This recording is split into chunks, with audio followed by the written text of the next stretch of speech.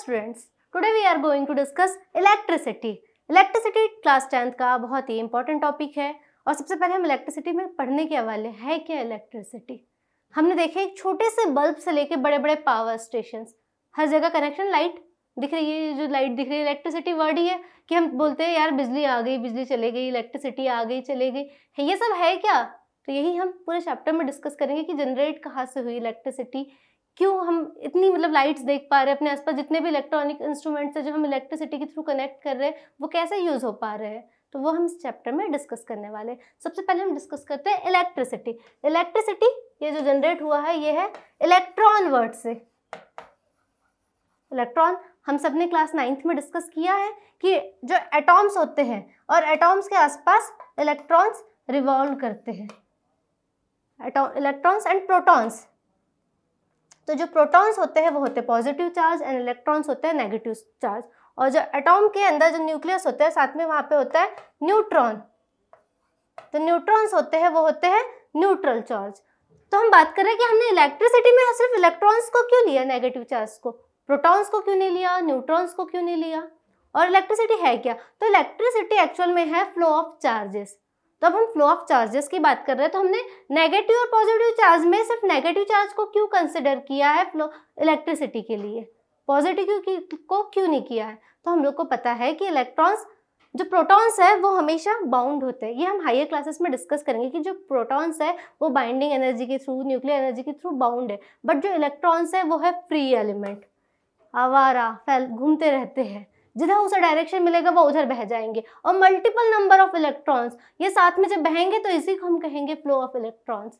जब साथ में ट्रैवल करेंगे तो यही है फ्लो ऑफ इलेक्ट्रॉन्स। और फ्लो ऑफ इलेक्ट्रॉन और फ्लो ऑफ नेगेटिव चार्ज यही बाद में आके मिल रही है हमें इलेक्ट्रिसिटी। तो सबसे पहले हम जानेंगे कि चार्जेस क्या है, तो डिटेल में हम चार्जेस एक बार डिस्कस कर लें। चार्जेस जैसे मास की फंडामेंटल प्रॉपर्टी होती है कि वो स्पेस लेता है, वैसे चार्जेस भी फंडामेंटल प्रॉपर्टीज है। Charges is the fundamental property of matter, कि मैटर की जो फंडामेंटल प्रॉपर्टी होती है कि वो स्पेस लेता है, उस उसी के टाइप मैटर में चार्जेस होते हैं,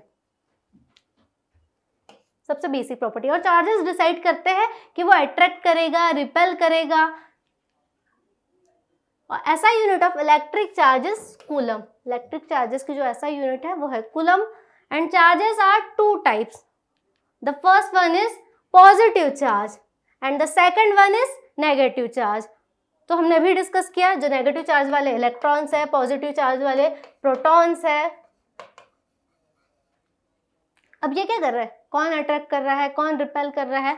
तो जो अगर सेम चार्जेस है, सेम चार्जेस रहेंगे तो वो ऑलवेज रिपेल करेंगे। अगर दो पॉजिटिव चार्जेस है वो हमेशा रिपेल करेंगे, तो नेगेटिव चार्जेस है वो हमेशा रिपेल करेंगे।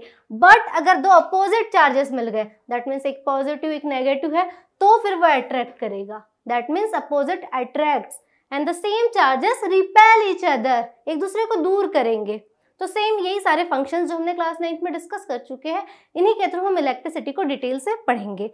तो इलेक्ट्रिसिटी पढ़ने में सबसे पहला जो टर्म यूज होता है वो होता है electric current. Okay, electric current. अब इलेक्ट्रिक करंट क्या है, कहाँ से जनरेट हुई, क्या क्या यूज हो रही है। The flow of electric charges is known as electric current. अब हमने इलेक्ट्रिक चार्जेस डिस्कस कर लिया, तो यही इलेक्ट्रिक चार्जेस का जो फ्लो है, एक यूनिट डायरेक्शन में फ्लो करेंगे सारे चार्जेस, तो वहां से आएगी इलेक्ट्रिक करंट। जैसे हम देख रहे हैं कि इलेक्ट्रिसिटी फ्लो हो रही है, जैसे इलेक्ट्रॉन्स फ्लो हो रहे हैं इसमें, और इस कारण यहाँ इलेक्ट्रिसिटी जनरेट हो रही है और ये बल्ब ग्लो कर रहा है। अब इसमें स्विच भी मैटर करेगी कि अगर स्विच ऑन है, स्विच क्लोज है, तो सर्किट कंप्लीट हुआ और ये बल्ब ग्लो कर रहा है। पर जैसे स्विच जैसे ओपन हो गया, ब्रेक हो गया सर्किट, तो ये बल्ब ग्लो होना बंद हो जाएगा। दैट मीन्स इलेक्ट्रिसिटी में, सर्किट में इलेक्ट्रिसिटी का कंटिन्यूस फ्लो होना जरूरी है, इलेक्ट्रॉन्स का कंटिन्यूस फ्लो होना जरूरी है।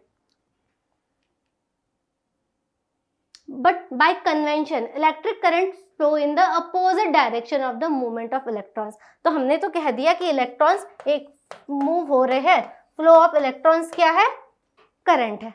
बट किस डायरेक्शन में करंट है, अगर फ्लो हो रहे हैं इलेक्ट्रॉन्स इस डायरेक्शन से, जस्ट लाइक ये एक पॉइंट है ए और ये बी है, तो क्या ए टू बी जो डायरेक्शन है इलेक्ट्रॉन्स का डायरेक्शन है, क्या उसी डायरेक्शन में करंट है। लेकिन हमको पता है कि कन्वेंशन से क्या हो रहा है, electric currents flow in the opposite direction of the movement of electrons. That means अगर electrons A to B travel कर रहे हैं तो करंट ए टू बी नहीं, करंट का डायरेक्शन बी टू ए है। और ये एक कन्वेंशन है, यानी काफी पहले से जब साइंटिस्ट ने करंट के बारे में जाना तब से ये कन्वेंशन चलता आ रहा है और ये डायरेक्शन हम मान रहे हैं कि करंट है वो है B to A, that means opposite to direction of electron, opposite to movement of electrons रहेगा। क्लियर?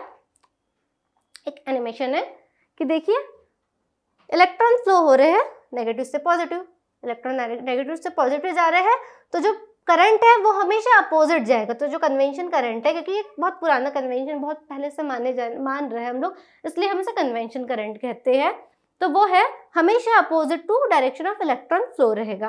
तो आपकी करंट का डायरेक्शन प्लस टू माइनस जा रहा है। जैसे हम सर्किट में देख रहे हैं कि इलेक्ट्रॉन फ्लो कहाँ कर रहा है, इलेक्ट्रॉन्स हमेशा नेगेटिव से पॉजिटिव फ्लो करेगा। ठीक है, तो जो करंट होगी वो जस्ट अपोजिट डायरेक्शन में, दैट मीन्स पॉजिटिव से नेगेटिव। तो जब भी देखना आप सर्किट में जहाँ आपको प्लस साइन माइनस साइन दिखे तो करंट हमेशा पॉजिटिव डायरेक्शन से फ्लो करेगी, क्योंकि हमें पता है इलेक्ट्रॉन्स नेगेटिव से पॉजिटिव फ्लो कर रहा है। क्लियर? नाउ हमने डिस्कस किया कि करंट क्या है। अब करंट का एक्सप्रेशन भी तो कुछ है, तो हम उसके फॉर्मूला देखते हैं करंट का एक्सप्रेशन है क्या। The current is denoted by I, तो करंट हम आई से डिनोट करेंगे एंड किसके इक्वल है, तो हमने भी डिफाइन किया कि करंट क्या है, rate of flow of electric charges, rate of flow of electric charges, that means कि कुछ एक यूनिट टाइम में कितने इलेक्ट्रॉन्स फ्लो करेंगे। हमने तो बोल दिया कि फ्लो ऑफ इलेक्ट्रॉन्स करंट है, बट मेजर तो करेंगे कि कितने इलेक्ट्रॉन्स फ्लो हो रहे हैं। तो कैसे मेजर करेंगे, एक स्टैंडर्ड टाइम ले लेंगे, उस स्टैंडर्ड टाइम में कितने इलेक्ट्रॉन्स फ्लो करें। तो हमने एक यूनिट टाइम ले लिया, जस्ट लाइक एक सेकंड ले लो, तो एक सेकंड में कितने इलेक्ट्रॉन्स फ्लो करेंगे, यही है rate of flow of electrons. That means current equals to rate of flow of electrons divided by unit time. तो जो एक्सप्रेशन है वो हो जाएगा, that means let us suppose कि यहाँ पे क्यू चार्जेस या n number of charges flow हो रहे हैं, तो क्यू चार्ज है टोटल, और कितने टाइम में, per unit time. If a net electric charge Q flows through a cross section area in time t, then the electric current is net charge divided by time, which is equals to I equals to q divided by t, where q is total amount of charges flow and time is net time, in which time the electrons flow from that surface. Where I is electric current, q is net charge and t is time, and time is in seconds. Okay, the SI unit of electric charges is coulomb. अब हमने देखा कि current होता है charge divided by time, और हम लोग को पता है चार्ज की यूनिट क्या है, कूलम। तो ठीक है, हमने इसकी यूनिट लिख दिया कूलम। अब हम डिराइव करते हैं कि करंट की यूनिट क्या है, तो ये है, और टाइम की यूनिट होती है सेकेंड। तो हम लोग करंट को कूलम पर सेकेंड बोल सकते हैं, बट कूलम पर सेकेंड इसका कन्वेंशन नेम नहीं है, ये इसके ऐसा यूनिट नहीं है। जो करंट की ऐसा यूनिट है वो है एम्पियर। ओके, जिसे ए से रिप्रेजेंट किया जाता है। तो करंट की ऐसा यूनिट है ampere. 1 coulomb is nearly equal to 6 × 10⁻18 electrons. हमने अभी देखा चार्ज की यूनिट कितनी है, 1 कूलम, चार्ज की यूनिट है कूलम, और जो 1 कूलम है वो किसके इक्वल है, 6 × 10⁻18 इलेक्ट्रॉन्स, मतलब इतने इलेक्ट्रॉन्स मिलके 1 कूलम फॉर्म करते हैं। द ऐसा unit of electric current is ampere. अभी हमने अभी देखा ampere is the flow of electric charges. अब हमने देखा कि एम्पियर क्या है, कि अब हम 1 एम्पियर को डिफाइन करेंगे। अभी हमने एम्पियर को देख लिया कि वो है ऐसा यूनिट है इलेक्ट्रिक चार्जेस के, पर आप 1 एम्पियर को कैसे डिफाइन कर पाएंगे। तो अभी हमने देखा कि I equals to Q divided by T होता है। दैट इज सपोज कि जो चार्ज है वो कितना है, 1 कूलम चार्ज फ्लो हो रहा है, और कितने टाइम में, 1 सेकंड में। तो जब 1 कूलम चार्ज 1 सेकंड में फ्लो होगा तो जो करंट मिलेगी वो कितनी मिलेगी, 1 एम्पियर। और ये 1 एम्पियर डिफाइन करता है कि if 1 coulomb of the electric charge flows through a cross section for 1 second, this would be equal to 1 ampere. तो ये हुआ अपने 1 ampere. which is equals to 1 coulomb divided by 1 second. Now the small quantity of electric current. अभी हमने देखा कि अगर कुछ चार्ज 1 सेकंड में जा रहा है तो वो 1 एम्पियर होती है करंट. अगर मान लो 1 एम्पियर करंट नहीं, 1 एम्पियर से भी स्मॉल करंट जा रही है, तो उसको कैसे मेजर करेंगे? तो कुछ स्मॉल यूनिट्स भी होती है उसे मेजर करने के लिए. जैसे एक होता है milli ampere and micro ampere. ठीक है, मिली एम्पियर को MA से रिप्रेजेंट किया जाता है एंड माइक्रो एम्पियर को इस म्यू के साइन से रिप्रेजेंट किया जाता है, माइक्रो एम्पियर. इनकी यूनिट्स कितनी होती है? तो मिली एम्पियर होती है, जो 1 मिली एम्पियर होता है वो होता है 10⁻³ एम्पियर, एंड जो 1 माइक्रो एम्पियर होता है वो होता है 10⁻⁶ एम्पियर. तो ये स्मॉल यूनिट्स है स्मॉल करंट को मेजर करने के लिए, करंट की other units. Now one question, if the charge of 10 coulomb, कितना चार्ज गिवन है? 10 coulomb, flows through a conductor in 5 seconds, then what is the value of electric current?